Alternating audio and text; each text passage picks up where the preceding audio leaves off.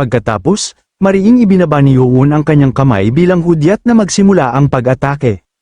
Kaagad, ang 12-dosenang parang yelong espada na nakalutang sa itaas niya ay kumawala na parang mga pana, humahagibis sa himpapawid habang sabay niyang pinaganya ang Sky Flash technique. Isa sa mga desperadong tumatakas, na tumatakbo ng ubus lakas, napansin ang pambobomba mula sa itaas at isinumpa sa pamamagitan ng kanyang mga ngiping nakagigil ang katangahan ng sitwasyon. Ngunit hindi nagpakita ng awa si Yoon.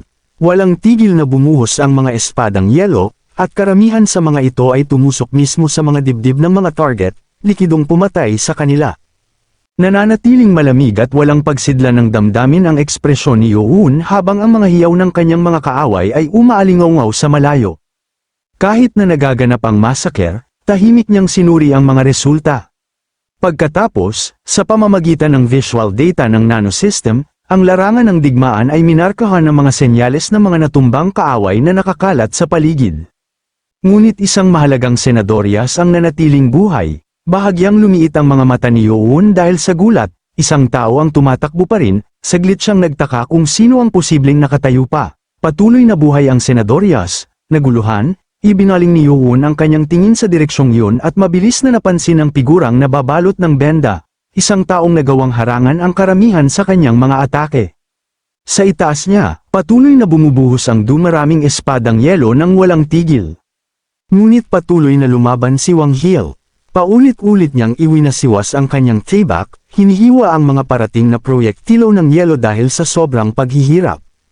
Ngunit pagkatapos ng isang huling sagupaan, biglaang nabasag ang kanyang tailback. Sa unang pagkakataon, sandaling natigilan si Wang Hill sa pagkabigla, walang pag-aalinlangan, agad siyang nagpalit ng taktika, binalot ng ki ang kanyang braso upang bumuo ng talam ng aura habang iniisip kung ano ba talaga ang meron sa espadang yelo. Kasabay nito, patuloy siyang mabilis na umaaksyon, sinasalo ang ilan sa mga parating na espadang yelo habang unti-unting nararantayan ng walang tigil na pagsalakay.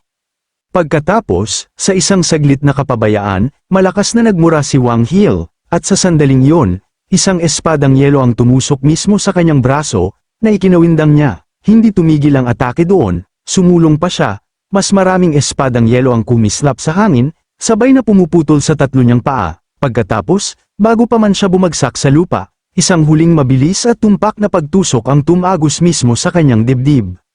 Napuno ng pag-aalinlangan ang mga mata ni Wang Hill habang nakatitig sa malaking butas sa kanyang dibdib, bumubuhos ang dugo sa kanyang mga labi habang ubod-ubod siyang umuubo. Sa lumilipas na sandaling yon, pinag-isipan niya kung siya ba ay mamamatay ng ganito na lang. Ipinaalam ng nanosystem kay Yoon na ang visual signal ay nawala, na minamarkahan ang target bilang patay.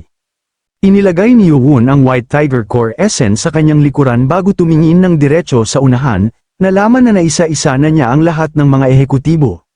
Sa loob-loob niya, sinabi na ang natitira na lang ay ang kanilang himpilan sa Huangshan, Hangzhou sa Zhejiang Province. Kung wawasakin niya ang lugar na yun, mabubura niya ng tuluyan ang Blade God 6 Martial Clan. Lumipat ang kanyang isip sa Blade God Records, sa daan patimog. Hahanapin niya ang mga tala na isinalin at itinago ng kanyang lolo sa Hebei Province, at sa pamamagitan ng mga ito, matutuklasan din ang mga lihim ng Blade God. Sa ngayon, gayunpaman, kailangan muna niyang bumalik sa Fist God. Ngunit sa mismong sandaling yon, sa maikling saglit na yon, isang napakalaking killing intent ang biglang pumalibot sa kanya mula sa likuran. Agad na kumilos si Yoon, ibinaling ang kanyang ulo habang malamig na pawis ay tumutulo sa kanyang baba. Nagtaka siya kung ano ang biglang nangyari, tumaas ang kaba sa kanyang ekspresyon habang pamipikit ang kanyang mga mata. Sa loob-loob niya napuna na kahit sandali lang ito, ang enerhiya ng tailback ay labis na matalas, at sa direksyong yun ay naroon ang Fist God. Agad na nagbago ang paligid sa kanya dahil hindi niya maisip na may mangyari sa Fist God, isang taong kahit ang Blade Lord ay hindi kayang basta harapin. Walang sinayang na oras, agad na lumingon si Yoon sa direksyong yun. Nagpas siyang dapat siyang pumunta muna roon ng mabilis. Dahil dito, tumakbo si Yoon palayo sa lugar, humagibis sa himpapawid na parang sinag ng liwanag patungo sa iisang direksyon. Sa kanyang likuran, ang katawan ni Wang Hill ay unti-unting lumalamig. Patuloy na umaagos ang dugo mula sa kanyang mga sugat, kumakalat sa lupa sa ilalim ng walang tigil na ulan, ngunit pagkatapos, bigla na lang, isang hindi kilalang figura ang tahimik na lumitaw sa ibabaw ng walang buhay na katawan ni Wang Hill, Ang taong ito ay naglalabas ng mahinang kislap ng kidlat mula sa kanyang katawan habang nakatayo, nakatingin kay Wang Hil. Pagkatapos, walang imik, marahan niyang binaliktad ang katawan ng nahulog na mandirigma gamit ang isang kamay. Ipinatong ang isang kamay sa leeg ni Wang Hil, sinabi niya sa loob-loob na mahina at unti-unting bumabagal ang kanyang pulso. Ang lalaking ito ay si Golwon, isa sa 4 Spirit Blood ng Blade God 6 Martial Clan. Ang 4 Spirit Blood ay mga piling miyembro ng angkan. Bawat isa ay binigyan ng dugo ng iba't ibang 5 Spirit Beast ng mismong Blade God. Direkta silang naglilingkod sa kanya at nasa ibaba lamang ng Blade Lord. Isang bahagyang ngiti ang namuo sa mukha ni Golwon habang nagsalita, wala kang puso, ngunit kahit papaano ay nagtagumpay kang makapagtiis ng kahanga-hanga. Sa pagsasabing ito, naglagay siya ng ki sa kanyang mga daliri, at sa mabilis at tumpak na galaw, tinatakan ng dantian ni Wang Hil. Pagkatapos, inabot ang kanyang dibdib at bumunot ng berdeng bote ng dayed na may kumpiyansang ngiti, habang dahan-dahan niyang binubuksan ang takip, isang pula, parang dugong gas ang tumagas mula sa bote, unti-unting pinupuno ang hangin ng mabahong amoy ng dugo. Pagkatapos ay ibinuhos ni Golwon ang likidong laman sa bahagyang nakabukang bibig ni Wang Hil. Kahit nakalmado niya itong ginawa, kita sa kanya ang pagkairita habang sinasabing kahit ilang beses niya itong amuyin, mabaho pa rin ito. Pagkatapos, bigla na lang, tinawag ni Golwon kung patay na ba talaga siya. Agad na iminulat ni Wang Hil ang kanyang mga mata ng malapad na parang nagpumilit na bumalik mula sa impyerno mismo. Sa sandaling yun, malakas na sumigaw si Wang Hil, tuluyang nalupig ng takot na muntik na siyang mamatay. Kasabay nito, ang malaking butas sa kanyang dibdib ay halos agad na gumaling, mabilis na tumubo muli ang kanyang puso bago nagsimulang tumibok muli, dahan-dahan sa simula. Pagkatapos, halos kasabay nito, ang kanyang mga naputol na paa ay nagsimulang muling tumubo sa bilis na nakikita ng mata habang ginagalaw ni Wang Hil ang kanyang katawan sa hindi makapaniwala. Makalipas ang ilang sandali, umupo siya ng diretso dahil sa gulat, punit ang kanyang damit sa likuran kung saan tumusok ang yelo. Nanginginig pa rin ng bahagya ang katawan ni Wang Hil habang nakatitig sa kanyang nanginginig na mga braso. Ang natitirang sindak ayaw pa ring tuluyang mawala. Sa kanyang tabi, pinuri siya ng lalaking mapula ang buhok, si Golwon, na nagsabing magaling ang kanyang ginawa. Pagkatapos, may malinaw na sarcasm, tinanong kung ano ang pakiramdam na ibalik mula sa bingit ng kamatayan. Saglit na tumingin sa kanya si Wang Hil bago malamig na sinabi kung lalabas din ba sa kanyang bibig ang mga parehong salitang yun kung siya ang namatay. Agad na tumayo si Golwon, sinabing si Wang Hil ay naging macelan para sa isang taong namatay at bumalik. Idinagdag niya na dahil natatakan ng kanyang espiritual na kapangyarihan, tuluyan na siyang napagod.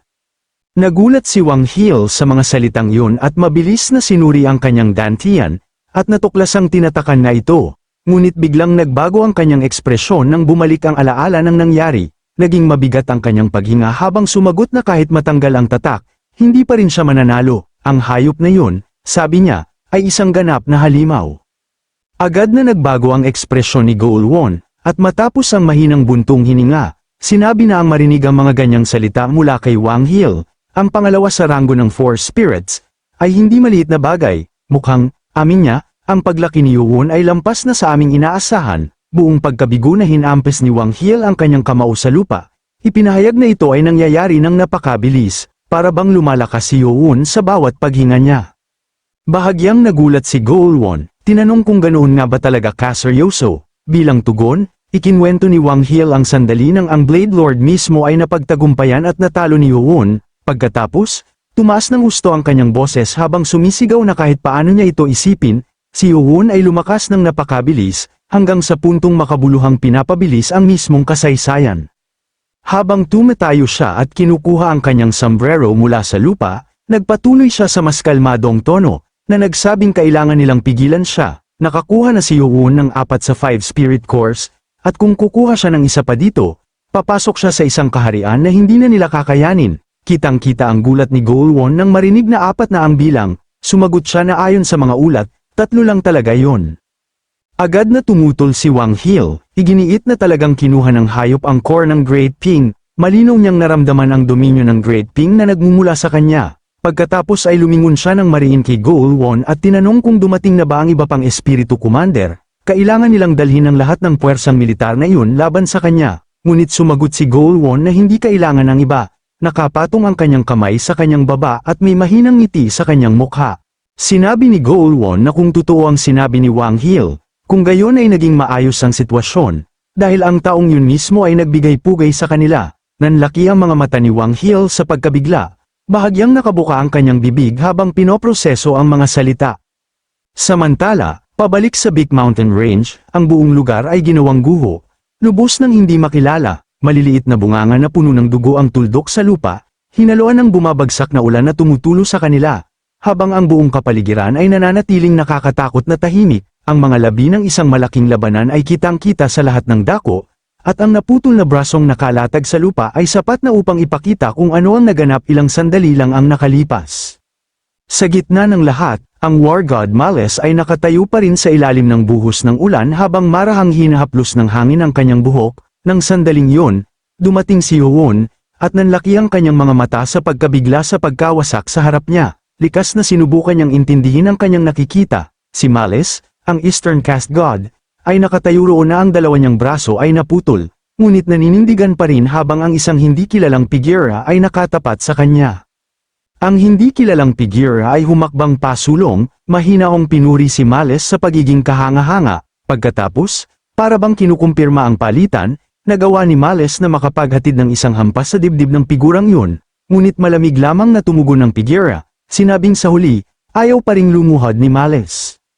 Naglakad lampas kay Malice at diretso patungo kay Yoon, ang hindi kilalang figura ay nagsalita na parang nakikipagkita sa isang lumang kakilala, na nagsabing matagal na panahon na.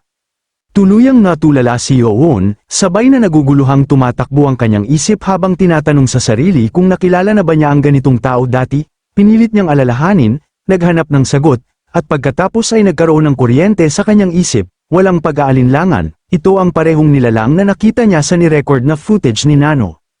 Habang pumapasok sa isip ni Yoon ang conclusion, mahinang umiling ang hindi kilalang figura na parang nagtatama, na sinabing mas angkop yata dito ang ikinagagalak kitang makilala, di ba? Pagkatapos ay tinawag niya ang pangalan ng Demon God, lumiwanag ng bahagya ang kanyang mga mata habang isang mapanganib na aura ang nagmumula sa kanyang katawan, napangangal ang mga ngipin ni Yoon. Nag-aalab ang alarma sa kanya habang malamig na pawis ay tumutulo sa kanyang mukha, at sa tahimik na pag-igting na yon, isang pangalan ang dumulas sa kanyang mga labi, ang Blade God.